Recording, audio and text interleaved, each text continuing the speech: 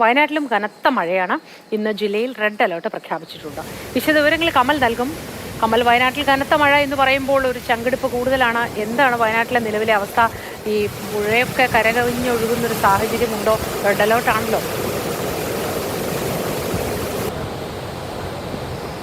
മോത്തി, നല്ല മഴയാണ്. ഞാനിപ്പോഴുള്ളത് ചൂരൽമല ബെയിലി പാലത്തിന് സമീപമാണ്. കഴിഞ്ഞ വർഷം വലിയ ദുരന്തമുണ്ടായ മേഖലയാണ്. പുന്നപ്പുഴ ഇപ്പോഴും കുത്തിയൊലിച്ച് ഒഴുകുന്നുണ്ട്. പക്ഷേ പുഴയുടെ അരികൊക്കെ വൃത്തിയാക്കുന്ന നടപടികളൊക്കെ തുടങ്ങിയിരുന്നു. ബെയിലി പാലത്തിന്റെ രണ്ട് ഭാഗത്തും കോൺക്രീറ്റ് ചെയ്തിട്ടുണ്ട്. പക്ഷേ കുറച്ച് മണ്ണൊക്കെ ഇതിന്റെ ഭാഗമായി ഇട്ട മണ്ണൊക്കെ കുറെ ഇന്നലെ മഴ പെയ്തപ്പോഴൊക്കെ ഒലിച്ചു പോയിട്ടുണ്ട്.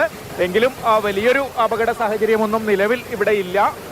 ശക്തമായ മഴ മലനിരകളിലൊക്കെ പെയ്യുന്നത് കൊണ്ട് തന്നെ പുന്നപ്പുഴയിൽ ഒഴുക്കിന്റെ ശക്തി കൂടുതലാണ്.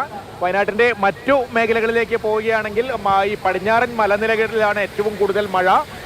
ഇളമ്പിലേരി മലയിലൊക്കെ 200 മില്ലിമീറ്ററോളം മഴ കഴിഞ്ഞ 24 മണിക്കൂറിൽ പെയ്തിരുന്നു. ദുരന്ത നിവാരണ അതോറിറ്റിയുടെ കണക്കനുസരിച്ച് 204 മില്ലിമീറ്ററിന് മുകളിൽ 24 മണിക്കൂറിൽ പെയ്യുമ്പോഴാണ് നമ്മൾ അതിതീവ്ര മഴയെന്ന് പറയുക. ഏതാണ്ട് അതിനടുത്തൊക്കെ വയനാട്ടിലെ മലനിരകളിൽ പെയ്യുന്നുണ്ട്. ഏറ്റവും കൂടുതൽ മഴ ലഭിച്ചിരിക്കുന്നത് കോഴിക്കോട് ജില്ലയോട് അതിർത്തി പങ്കിടുന്ന നിരവിൽ പുഴ, കാപ്പിക്കളം, അതുപോലെ ലക്കിടി തുടങ്ങിയ പ്രദേശങ്ങളിലാണ്. അവിടെയൊക്കെ 180 മുതൽ 200 മില്ലിമീറ്റർ വരെ മഴ രേഖപ്പെടുത്തിയിട്ടുണ്ട് കഴിഞ്ഞ 24 മണിക്കൂറിൽ. എന്തായാലും ചൂരൽമലയിൽ ഇപ്പോൾ ഈ മേഖലയിലൊന്നും താമസക്കാരില്ല. പക്ഷേ ഇപ്പോഴും ഈ പുഴയിൽ വെള്ളം കുത്തി ഒഴുകുമ്പോഴൊക്കെ കഴിഞ്ഞ വർഷത്തെ ദുരന്തത്തിന്റെ ഓർമ്മകളൊക്കെ തന്നെയാണ് ഈ പ്രദേശത്ത് തങ്ങി നിൽക്കുന്നത്. അതുകൊണ്ട് തന്നെയാണ് ഈ ചൂരൽമലയിൽ നിന്നുള്ള ദൃശ്യങ്ങൾ പ്രസക്തമാകുന്നതും.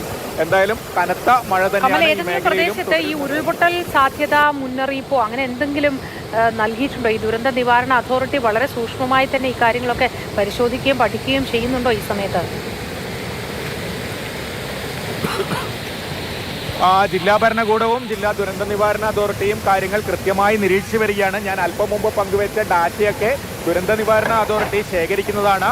വയനാടിന്റെ എല്ലാ മേഖലയിൽ നിന്നും മഴയുടെ അളവ് കൃത്യമായി ദുരന്ത നിവാരണ അതോറിറ്റി രേഖപ്പെടുത്തുന്നുണ്ട്. പൊതുജനങ്ങൾ തന്നെയാണ് ഈ മഴ അളന്ന് ഓരോ 24 മണിക്കൂറിലും കൃത്യമായി അപ്ഡേറ്റ് ചെയ്യുന്നത്. ആ ഡാറ്റ അനുസരിച്ചാണ് ഞാൻ നേരത്തെ മഴയുടെ കണക്കൊക്കെ പറഞ്ഞത്. എന്തായാലും കൃത്യമായ നിരീക്ഷണമുണ്ട്, മുന്നറിയിപ്പുകൾ നൽകിയിട്ടുണ്ട്. സാഹസിക ടൂറിസം ഉൾപ്പെടെയുള്ള കാര്യങ്ങൾക്കൊക്കെ നിരോധനം ഏർപ്പെടുത്തിയിട്ടുണ്ട്.